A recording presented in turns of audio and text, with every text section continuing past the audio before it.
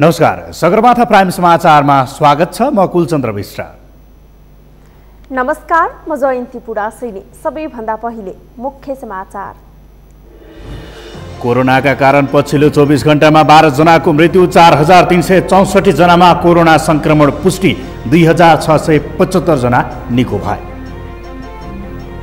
नागरिकको उपचारमा सरकारले कन्जुस्याई गरेको आरोप, बेहोस हुने अवस्थामा मात्र अस्पताल आउन स्वास्थ्य मन्त्रालयको आग्रहको सर्वत्र आलोचना। पर्साको सुगौलीबाट 131 किलो लागु पदार्थ गाँजासहित एक व्यक्ति पक्राउ। भारतसँगको सीमावर्ती क्षेत्रमा लागु औषधको ओसार पसार बढ्दो। विश्वभर कोरोना संक्रमणका कारण मृत्यु हुनेको संख्या 10,61,600 नाग्यो। 3,64,62,000 बढी संक्रमित। र आइपिएलमा कोलकाताको तेस्रो जित, चेन्नई 10 रनले पराजित। आज सनराइजर्स हैदराबाद र किङ्स 11 पन्जाब भिड्ने।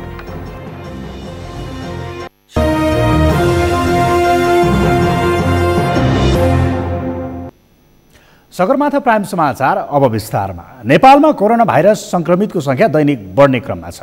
बिहिबार मात्र देशभर 4,364 नयाँ संक्रमित थपिएका छन्, जसमध्ये काठमाडौँ उपत्यकामा मात्रै 2,540 जना संक्रमित रहेका छन्। त्यस्तै थप 12 जनाको मृत्यु भएको छ भने 2,675 जना कोरोना मुक्त भएका छन्।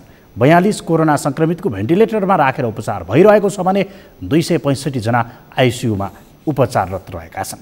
एक रिपोर्ट। कोरोना भाइरस संक्रमणका कारण पछिल्लो 24 घण्टामा नेपालमा थप 12 जनाको मृत्यु भएको छ। स्वास्थ्य तथा जनसङ्ख्या मन्त्रालयका अनुसार देशका विभिन्न अस्पतालमा थप 12 जनाको मृत्यु भएको हो। यससँगै नेपालमा अहिलेसम्म कोरोनाका कारण मृत्यु हुनेको संख्या 590 पुगेको छ। मन्त्रालयका अनुसार 4 जना महिला र 8 जना पुरुषको कोरोनाले मृत्यु भएको हो। काठमाडौँमा 1 महिला र 2 पुरुष, ललितपुर, भक्तपुरमा र सुर्खेतमा 1-1 जना महिलाको मृत्यु भएको छ। त्यसैगरी चितवनमा 3 जना पुरुष, सुनसरी, धनुषा र कास्कीमा 1-1 जना पुरुषको मृत्यु भएको छ। त्यस्तै पछिल्लो 24 घण्टामा देशभरका प्रयोगशालाहरूमा 18,473 जनाको पिसिआर परीक्षण गर्दा देशभर 4,364 जना नयाँ संक्रमित थपिएका छन्, जसमध्ये काठमाडौँ उपत्यकाका मात्रै थप 2,540 जनामा कोरोना संक्रमण पुष्टि भएको छ। स्वास्थ्य तथा जनसङ्ख्या मन्त्रालयका अनुसार काठमाडौँमा 2,085, ललितपुरमा 320 र भक्तपुरमा 135 जना संक्रमित थपिएका छन्। नेपालमा आजको जम्मा पिसिआर 18,473 गरी जम्मा 11,31,958 छ। गत 24 घण्टामा नयाँ संक्रमितको संख्या 3,439 रहेको छ। आज काठमाडौँ उपत्यकामध्ये काठमाडौँमा 2,085, भक्तपुरमा 135, ललितपुरमा 320 गरी जम्मा 2,540 छ।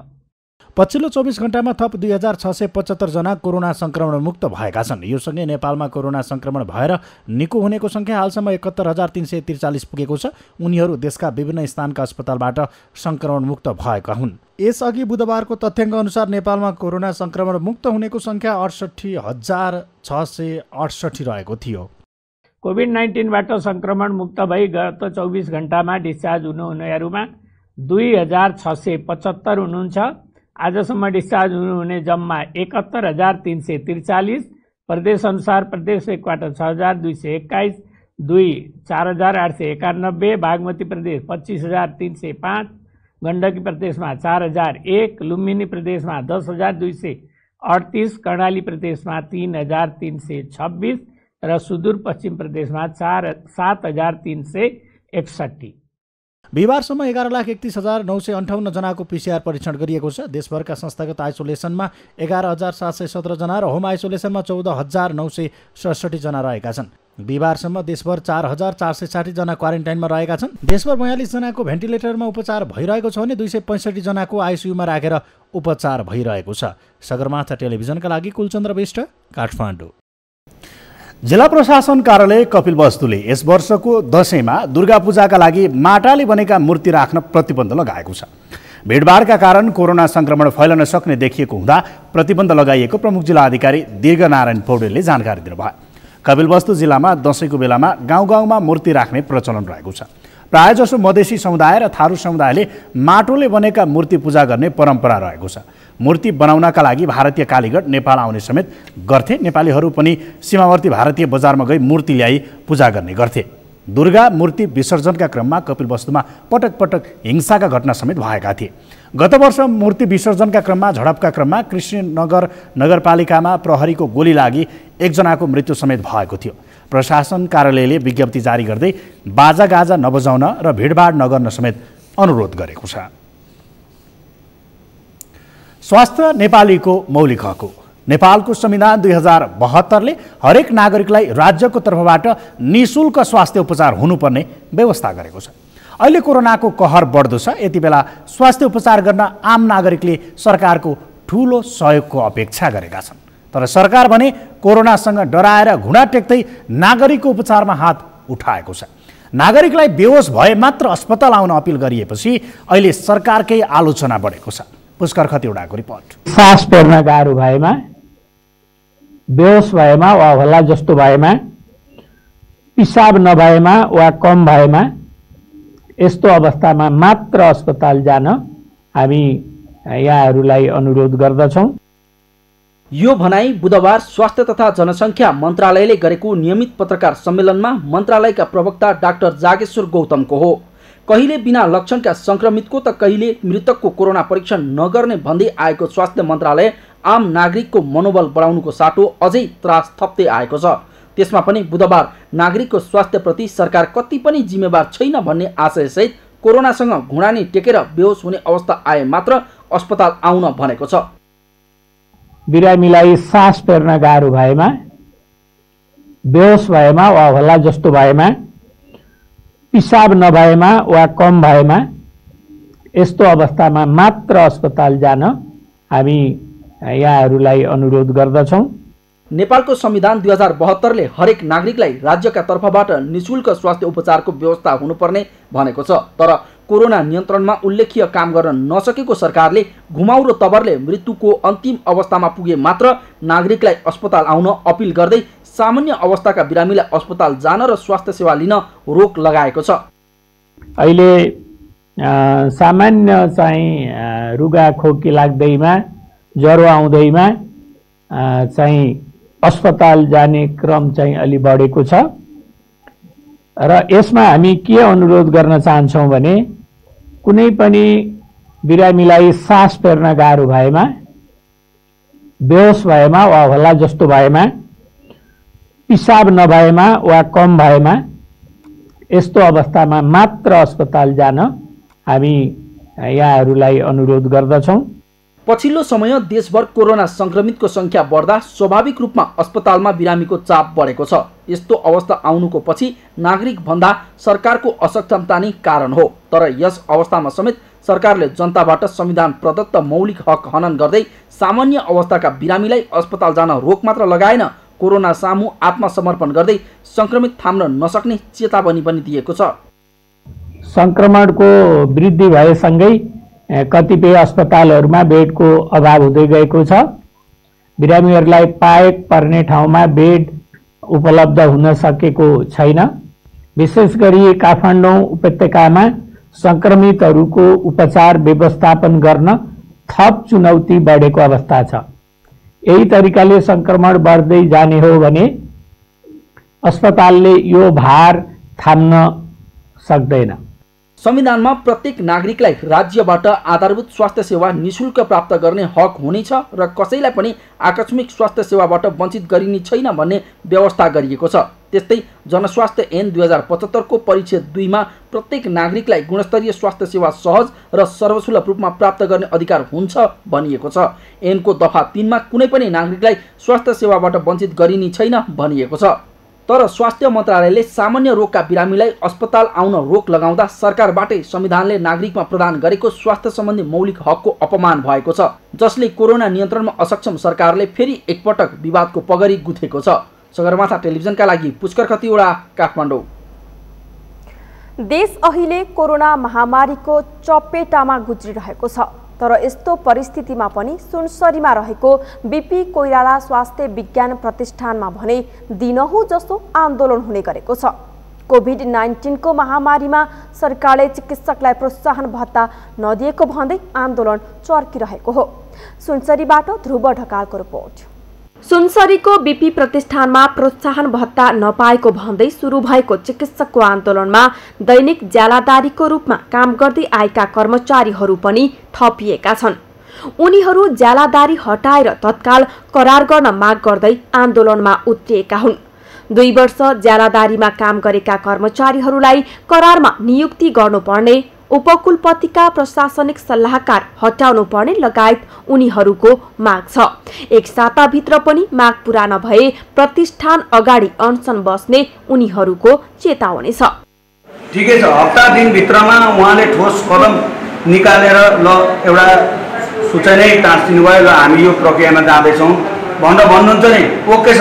त्यसमा हामी हाम्रो साथीभाइहरू आएर साइन गर्नुहुन्छ, 4 जना पदाधिकारीले साइन गर्नुहुन्छ भनेदेखि ठिक छ, हामी त्यो मान्छौँ। होइन उहाँहरूले व्यवस्था गर्नु भनेदेखि पहिलेको जस्तो होइन, हामी अब चाहिँ हामी फिल्डमा उत्रिसकेका छौँ, हामीलाई कोही नेता पनि चाहिँदैन, हामी कर्मचारी भयो भने काफी छौँ। आन्दोलित कर्मचारीहरूले प्रतिष्ठानभित्र भएका भ्रष्टाचार, विभागीय कर्मचारी हेरफेर गरेर नजिककालाई च्याप्ने प्रवृत्ति तत्काल बन्द गर्नुपर्ने बताएका छन्। यता प्रतिष्ठानमा आन्दोलित चिकित्सकहरू र प्रतिष्ठान बीच वार्ता भए पनि चिकित्सकहरूको आन्दोलन भने रोकिएको छैन। वार्ता भए पनि माग पूरा हुने लिखित प्रतिबद्धता नआएसम्म आन्दोलन जारी राख्ने उनीहरूको भनाइ छ। जोखिम भत्ता पाउनकै लागि सडकमा आउनुपर्ने वातावरण सिर्जना भएको उनीहरूको गुनासो छ। उहाँहरूबाट चाहिँ पटक पटक हामीले आग्रह गर्दाखेरि पनि सुनवाई नभएपछि हामी यो आन्दोलनमा छौँ भन्नुहुन्छ। त्यही भएर त हामी अचम्म छौँ। जुन फ्याकल्टीको न्यूनतम बेसिक राइट्स आवश्यकता त्यसलाई चाहिँ पुरा गर्नलाई उहाँहरूलाई चाहिँ क्वारेन्टाइनमा बस्नुहुन्छ भन्नुहुन्छ अथवा कुनै कामले व्यस्त छु भन्नुहुन्छ, तर अरू काम गर्न चाहिँ उहाँहरूले सहजै गरिरहनु भएको छ। त्यो कारणले चाहिँ हामीप्रति उहाँहरू कति हामीहरूको मागप्रति उहाँहरू कति नैराश्यता छ भन्ने कुरा झल्किन्छ र त्यसको विकल्प नै आन्दोलन बाहेक अरू होइन भन्ने कुरामा हामी निष्कर्षमा पुगेर नै आन्दोलनमा लाग्यौँ। प्रतिष्ठानको सुधारको लागि 17 बुँदे मागहरू राखेका उनीहरूले चिकित्सकहरूको विगत 2.5 वर्षदेखि रोकिएको नियमित बढुवा, जोखिम भत्ता, वृद्धि भएको तलब समेत नपाएको बताएका छन्। यता कर्मचारी तथा चिकित्सकहरूले राखेको मागका सम्बन्धमा प्रतिष्ठानका रजिस्ट्रार डाक्टर मोहनचन्द्र रेग्मीले भने चाँडै नै यो विषयमा पदाधिकारीहरूबीच छलफल गरेर निष्कर्ष निकाल्ने बताएका छन्। प्रतिष्ठानको आर्थिक अवस्था अलिक कमजोर नै छ। अब दसैँ पेस्की र असोजको तलब हामी यथाशक्य समयमै पाउन कोसिस गर्दैछौँ, छलफल जारी छ। अब र बाँकी जायज मागको लागि म उपकुलपतिज्यू र अन्य पदाधिकारीहरूसँग छलफल गरेर यथाशक्य चाँडो समाधान गर्नेलाई म प्रयत्नरत छु, तपाईँलाई आश्वासन दिन्छु। देशको यस्तो विषम परिस्थितिमा समेत सरकारले कर्मचारी तथा चिकित्सकलाई प्रोत्साहन भत्ता दिनु त कता हो कता आफूले पाउने तलब समेत समयमा नपाएकोमा उनीहरू आन्दोलित भएका हुन्। यसतर्फ प्रतिष्ठानको चाँडो ध्यान जान जरुरी छ। सगरमाथा टेलिभिजनका लागि सुनसरीबाट ध्रुव ढकालको रिपोर्ट। आज अक्टोबर 8 तारिक अर्थात् विश्व दृष्टि दिवस। नेपालमा पनि विभिन्न कार्यक्रम गरी विश्व दृष्टि दिवस मनाइएको छ। नेपाल आँखा अस्पताल त्रिपुरेश्वरमा पनि विशेष कार्यक्रम गरी विश्व दृष्टि दिवस मनाइएको छ। अस्पतालका मेडिकल निर्देशक डाक्टर कमल खड्काले मानिसहरूलाई आँखाको महत्त्व र आँखामा के कस्तो रोग कसरी लाग्न सक्छ भन्ने जानकारी गराउने मुख्य उद्देश्यसहित विश्व दृष्टि दिवस मनाइएको बताउनुभयो। जुन चीज हरेक वर्षको अक्टोबरको 8 तारिक हरेक वर्ष मनाइने गर्छ। यसको मेन उद्देश्य भनेको हाम्रो जो जनता छन्, मान्छे छ, उनीहरूलाई आँखा भनेको के हो, आँखामा कस्तो रोग लाग्छ र के गर्नुपर्छ है भन्ने कुराहरू चाहिँ उनीहरूलाई चाहिँ अवेर गराउने। नेत्ररोग विशेषज्ञ डाक्टर किरण स्वाख्यले मधुमेहका कारण आँखाको रेटिनामा असर पर्ने भएकाले मधुमेहका बिरामीले विशेष ख्याल गर्नुपर्ने बताउनुभयो। मधुमेह भएका बिरामीमा आँखाको दृष्टि गुम्ने, आँखाबाट रगत बग्ने लगायतका समस्या देखिने गरेको उहाँले बताउनुभयो। विश्व आँखा दिवसको अवसरमा खास गरी मधुमेहका बिरामीलाई आँखाको सुरक्षा कसरी गर्ने भन्ने सम्बन्धमा जानकारी दिन खोजिएको डाक्टर साक्यले बताउनुभयो। र हाम्रो हस्पिटलको तथ्याङ्क अनुसार प्रत्येक 8 जनामा 1 जनामा डायबिटिक रेटिनोप्याथी देखिएको छ, अर्थात् आँखाको दृष्टि पर्दामा त्यसको असर देखिएको छ। तर नेपालभरिको तथ्याङ्कले हेर्दाखेरि 4 जनामा 1 जनामा देखा परेको छ र यो क्रम पहिलाभन्दा बढ्दै गएको देखिन्छ।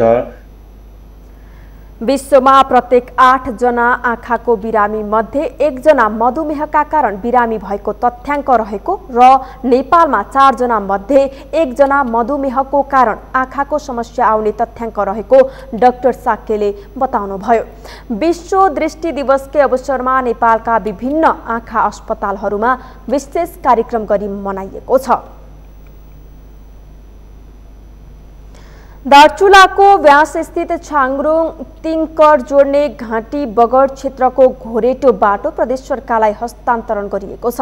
नेपाल सरकारको 1,08,36,000 लागतमा नेपाली सेनाले निर्माण गरेको बाटो सेनाले सुदूरपश्चिम प्रदेश सरकारलाई हस्तान्तरण गरेको हो। जेठ 9 गतेबाट निर्माण कार्य थालेको नेपाली सेनाले 5 महिनाको अवधिमा कडा चट्टानी भूभाग काटेर 550 मिटर बाटो निर्माण गरेको हो। बाटो निर्माण सम्पन्न गरेपछि सो क्षेत्रमा आपत जावत गर्न सहज हुने सुदूरपश्चिम प्रदेशका मुख्यमन्त्री त्रिलोचन भट्टले बताउनुभयो। पनि हामीले सुन्न पायौं र त्यसको लागि पनि प्रदेश सरकारले पनि पहल गर्छ र छिटोभन्दा छिटो त्यो बाटोलाई पनि अप्ठ्यारो ठाउँहरूलाई सहज बनाउने काममा हामी लाग्छौं। यो कुरा छ।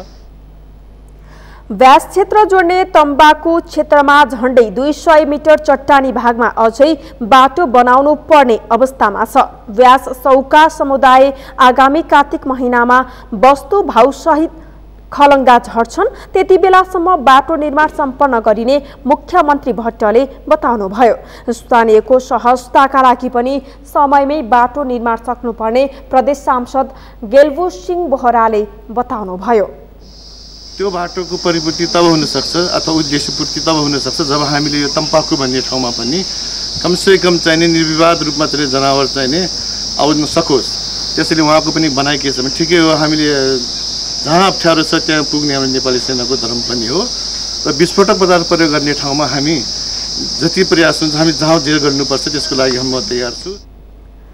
दार्चुला सदरमुकाम खलङ्गादेखि 87 किलोमिटर उत्तरमा रहेको व्यासको तिङकर गाउँसम्म पुग्न दार्चुला तिङकर सडकले 47 किलोमिटर सडकको ट्र्याक खोलेको छ। बाँकी क्षेत्रको सडक निर्माण गर्ने जिम्मेवारी नेपाली सेनाले पाएको नेपाली सेनाको प्रवक्ता सन्तोष वल्लभ पौडेलले जानकारी दिनुभयो।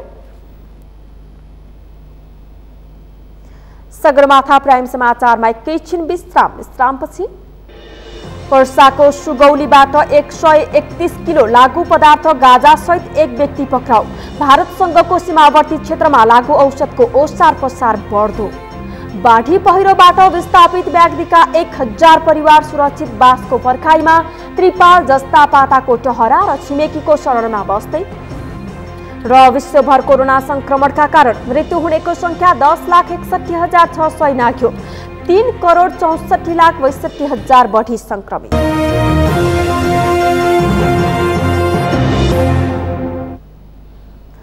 विश्रामपछि सगरमाथा प्राइम समाचारमा पुनः स्वागत छ। अब बाँकी समाचार।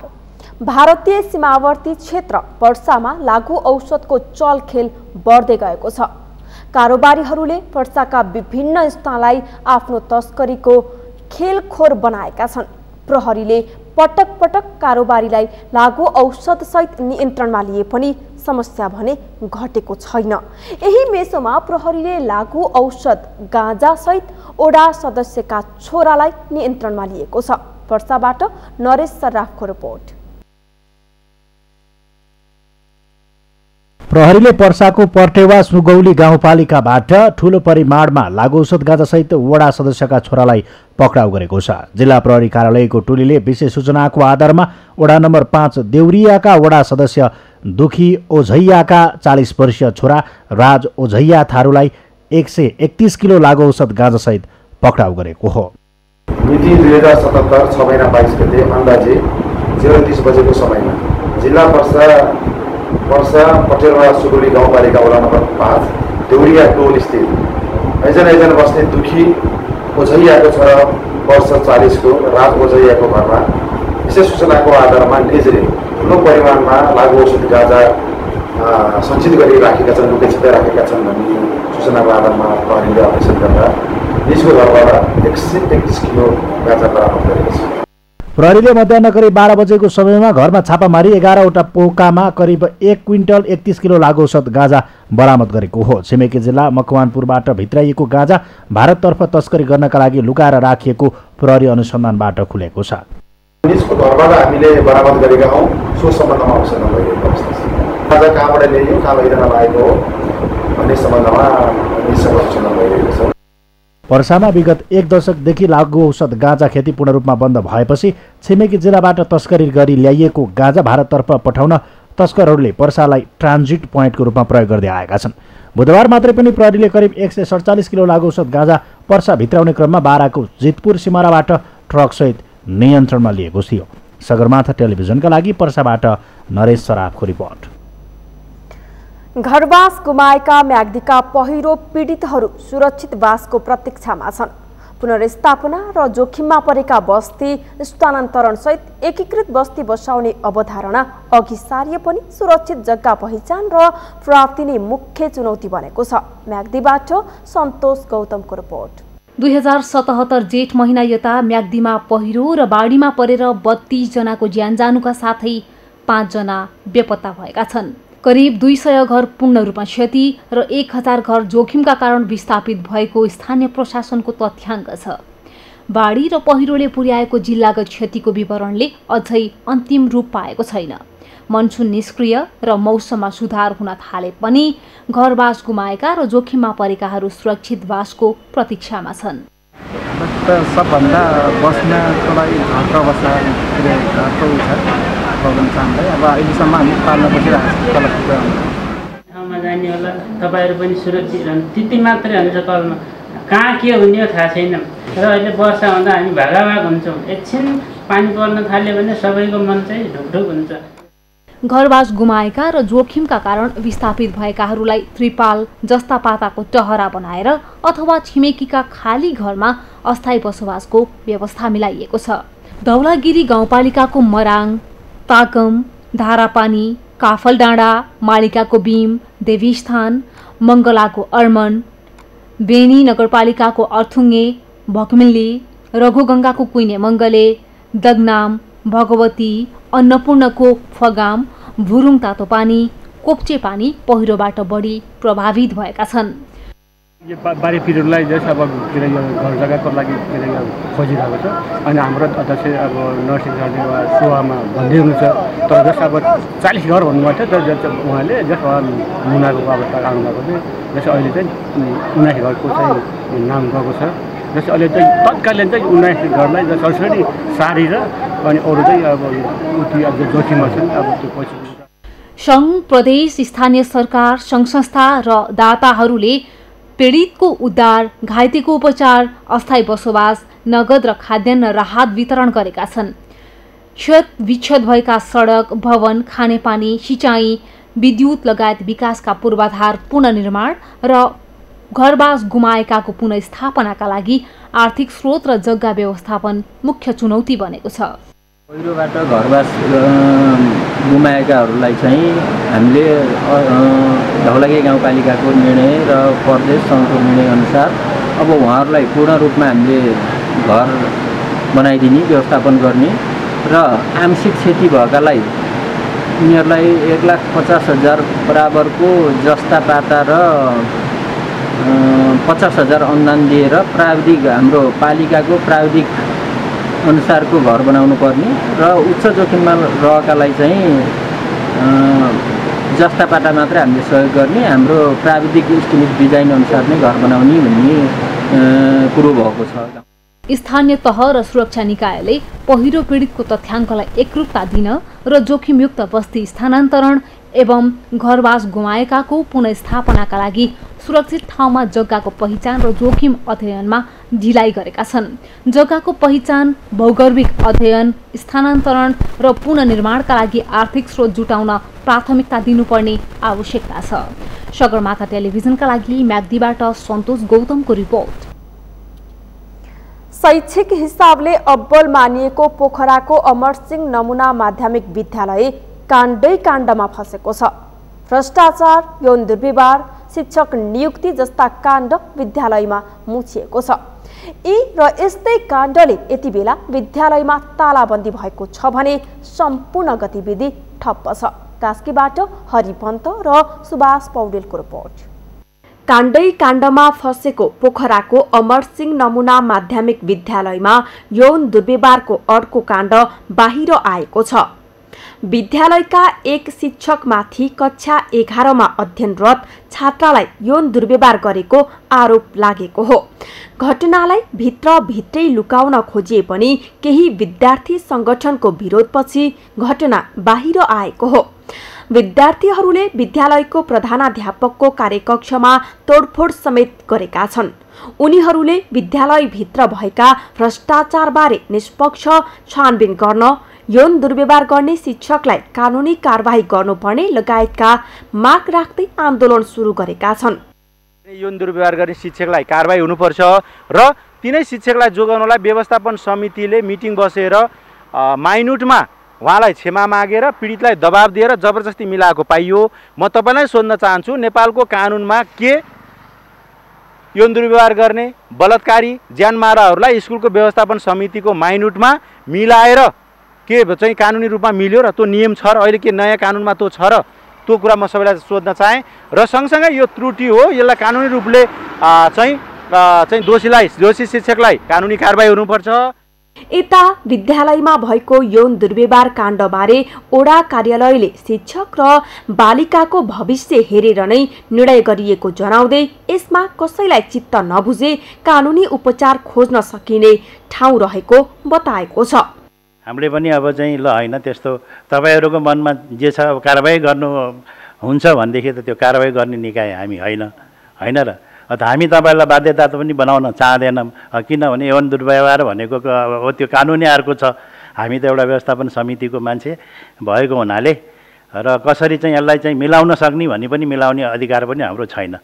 र चाहिँ कसरी हुन्छ उहाँहरूले चाहिँ माफी केही दिन सक्नुहुन्छ गर्नुहुन्छ केही भनेदेखि तपाईँको कुरा हामी केही बोल्दैनौँ भनेर हामी बोलेको पनि होइन। हामीले उनलाई चाहिँ माफी देऊ भनेर पनि भनेको होइन। उनै आफैले चाहिँ लाएर मलाई चाहिँ माफी गरिदिनुहोस्, म चाहिँ गल्ती गरेँ भनेर चाहिँ उनले चाहिँ आफै टिचरले चाहिँ गरेका पनि हुन्। हामी त्यहीँ थियौँ। पोखरा महानगरपालिका शिक्षा महाशाखाले भने विद्यालय व्यवस्थापन समिति गठनमा समस्या भएको अवगत भए पनि यौन दुर्व्यवहार काण्डबारे अनभिज्ञता प्रकट गरेको छ। साथै यस विषयमा आफूहरूले बुझ्ने र गल्ती भए दोषी उप कानुनी कारबाही हुने जनाएको छ। घटनालाई चाहिँ ढाकछोप गर्नु त अर्को गम्भीर अपराध हो नि होइन। घटनालाई उजागर गर्नुपर्छ, दोषीमाथि कानुन बमोजिमको कारबाही अगाडि बढ्नुपर्छ होइन। अब पीडित पक्ष पनि यो गम्भीर विषय भएको हुनाले चाहिँ किन बाहिर आएन म अहिले चाहिँ जानकारी नपाइकन यस्तो हो मैले भन्न सक्दिनँ। तर तपाईँले जुन विषय उठाउनु भएको छ शिक्षा र विद्यालय जस्तो क्षेत्रमा त्यो हुनु चाहिँ गम्भीर अपराध हो। त्यो अपराधको चाहिँ छानबिन चाहिँ आवश्यक छ। विद्यालयका प्रधानाध्यापक तेजस्वी बरालले विद्यालयमा कुनै भ्रष्टाचार नभएको र बाहिर गरिएका हल्ला आरोप मात्र भएको दावी गरे। उनले विद्यालयमा भएको यौन दुर्व्यवहार काण्ड बालिका र सबै पक्षको रोहबरमा मिलाइएको र शिक्षकलाई कक्षा 11 र 12मा पढाउनबाट वञ्चित गरिएको बताए। हामी कुनै एउटा कानुनी निकाय अब जिल्ला प्रशासन होइन, जिल्ला प्रहरी पनि होइन, हामी अदालत पनि होइन, हामी त्यो सबै कुरो बुझ्छौँ।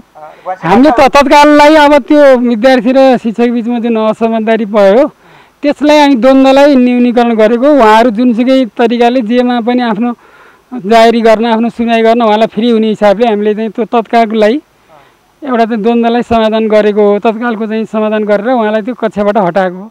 शैक्षिक संस्थामा भ्रष्टाचार, यौन दुर्व्यवहार जस्ता घटना हुनु दुःखद कुरा हो।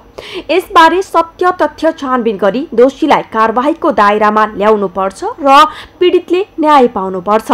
सगरमाथा टेलिभिजनका लागि क्यामेरामा शिखर कार्कीका साथ पोखराबाट हरि पन्त र सुभाष पौडेलको रिपोर्ट। त्रिभुवन विश्वविद्यालयका उपप्राध्यापक प्रेम चलाउने माथि भएको कुटपिटको विरोधमा प्राध्यापकहरूले उपकुलपतिको कार्यालय घेराउ गरेका छन्। आज नेपाल प्रगतिशील प्राध्यापक संगठन र नेपाल राष्ट्रिय प्राध्यापक संगठनका प्राध्यापकहरूले उपकुलपति कार्यालय घेराउ गरेका हुन्। असोज 20 गते कीर्तिपुर स्थित विश्वविद्यालयको हाताभित्र एक समूहले उपप्राध्यापक चलाउने माथि सांघातिक आक्रमण गरेका थिए। आक्रमण भए पनि घटनामा संलग्न 3 दिनसम्म पक्राउ नपरेको भन्दै प्राध्यापकहरू विरोधमा उत्रिएका हुन्। प्राध्यापकहरूले यस घटनालाई गम्भीर रूपमा लिई दोषीलाई कानुनको दायरामा ल्याउन माग गरेका छन्। शास्त्र केन्द्रीय विभागका उपप्राध्यापक प्रेम चलाउने माथि मिति 77/6/20 गते बिहान विश्वविद्यालय क्याम्पस हाताभित्र आपराधिक समूहले सांघातिक आक्रमण गरी मरणासन्न अवस्थामा पुर्याएको प्रति विश्वविद्यालय क्याम्पसका हामी 2 इकाइहरू नेपाल प्रगतिशील प्राध्यापक संगठन र नेपाल राष्ट्रिय प्राध्यापक संगठनको गम्भीर ध्यानाकर्षण भएको छ। दिन दहाडै विश्वविद्यालय जस्तो पवित्र थलोभित्र यस किसिमका जघन्य अपराधिक घटना आउनु विश्वविद्यालयको र सम्पूर्ण प्राध्यापक कर्मचारी तथा विद्यार्थीहरूका लागि गम्भीर चिन्ताको विषय हो। घटना घटेको आज तेस्रो दिनसम्म पनि अपराधी पक्राउ हुन नसकेको स्थितिमा यस घटनालाई विश्वविद्यालय प्रशासनले गम्भीर रूपमा लिई अपराधीलाई अविलम्ब पक्राउ गर्न लगाई कारबाहीको दायरामा ल्याउन तुरन्त पहल गर्न हामी जोरदार माग गर्छौँ। आजै प्राध्यापकहरूले उपकुलपति धर्मकान्त बास्कोटालाई ज्ञापन पत्र बुझाउँदै दोषीलाई कानुनको दायरामा ल्याउन विश्वविद्यालयले पहल नगरे थप आन्दोलन गर्ने चेतावनी दिएका छन्।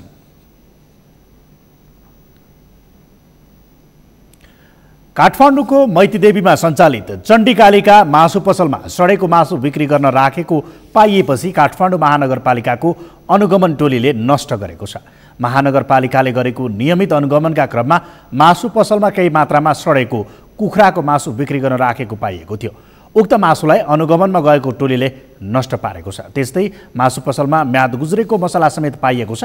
महानगरपालिकाका पशु विकास अधिकृत डम्बरबहादुर बमले मासु पसलमा अनुगमन गर्दा सडेको मासु फेला परेको बताउनु भयो। त्यस्तै पसलमा अस्तव्यस्त रूपमा मासु राखिएको बसशाला फोहोर भएको पाइएकोले स्पष्ट जवाबसहित महानगरमा आउन भनिएको बमले बताउनु भयो।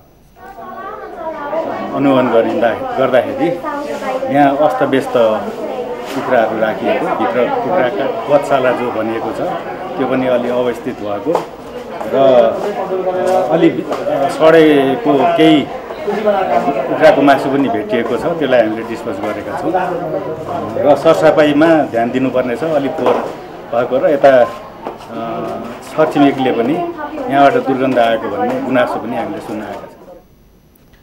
महानगरपालिकाको टोलीले मैतीदेवी क्षेत्रका अन्य खाद्य पसलहरूमा पनि अनुगमन गरेको थियो। त्यस क्रममा केही पसलहरू दर्ता नगरी सञ्चालन गरेको, ढक्तराजु प्रमाणीकरण नगरी प्रयोग गरेको पाइएकाले सचेत गराइएको उहाँले बताउनु भयो।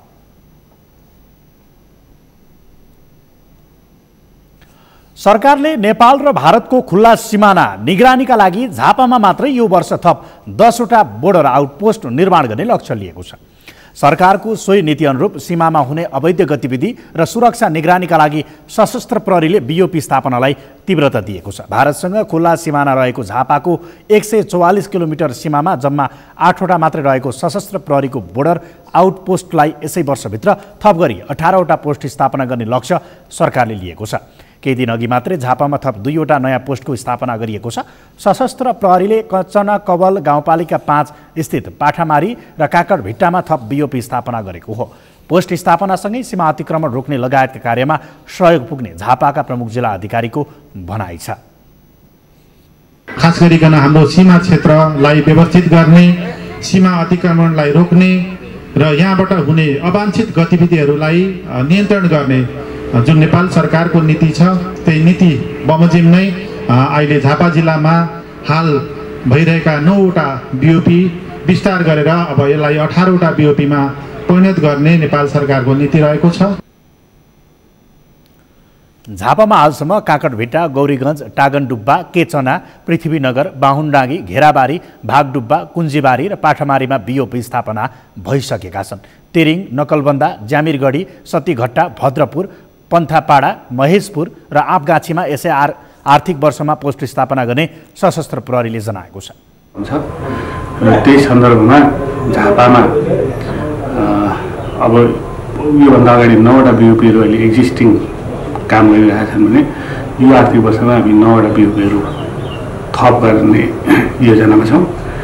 र यो सन्दर्भ जोड्दै गर्दाखेरि अहिले झापाको सीमा इलाकामा रहेका नाका गौँडाहरूको पहिचान गर्ने काम भइसकेको छ र कोरोना महामारीको सन्दर्भमा पनि अहिले सीमामा हाम्रो व्यापक रूपमा उपस्थिति र परिचालन भइरहेको अवस्था छ। सरकारको नीति अनुरूप प्रत्येक पोस्टमा 35 जनाका दरले इन्सपेक्टरको कमान्डमा सशस्त्र प्रहरी कर्मचारी खटाइने सशस्त्रको भनाइ छ। सशस्त्रको थप पोस्ट स्थापना भएसँगै सीमा क्षेत्रमा शान्ति सुरक्षा कायम हुने, सीमा अतिक्रमण रोकिने र चोरी तस्करी समेत नियन्त्रण हुने सर्वसाधारणको अपेक्षा छ। सगरमाथा प्राइम समाचारमा पुनः एकैछिन विश्रामपछि विश्वभर कोरोना संक्रमणका कारण मृत्यु हुनेको संख्या 10,61,600 नाग्यो। 3,64,62,000 बढी संक्रमित।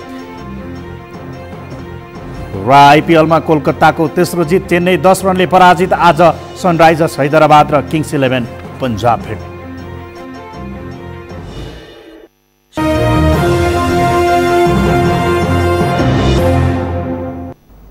यो सँगै हामी सगरमाथा प्राइम समाचारको अन्त्यमा छौं। अन्त्यमा मुख्य समाचार फेरि एकपटक। कोरोनाका कारण पछिल्लो 24 घण्टामा 12 जनाको मृत्यु, 4,364 जनामा कोरोना संक्रमण पुष्टि, 2,675 जना निको भए।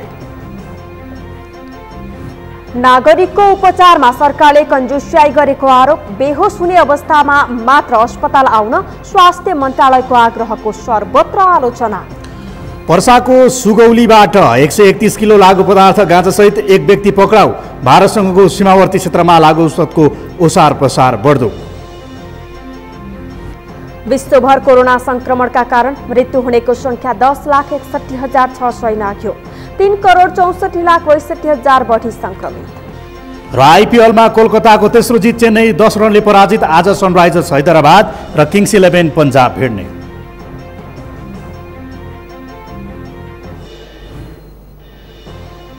हौस् त सगरमाथा प्राइम समाचार अहिलेलाई सकियो। तपाईँ समाचार बुलेटिनका साथै सगरमाथा टेलिभिजनका सम्पूर्ण कार्यक्रम www.sagarmatha.tv मा पनि पढ्न र हेर्न सक्नुहुनेछ। साथै युट्युबमा youtube.com/sagarmatha.tv नेपालमा हेर्न सक्नुहुनेछ। तपाईँ हामीलाई फेसबुकमा पनि facebook.com/stv नेपालमा फलो गर्न सक्नुहुनेछ।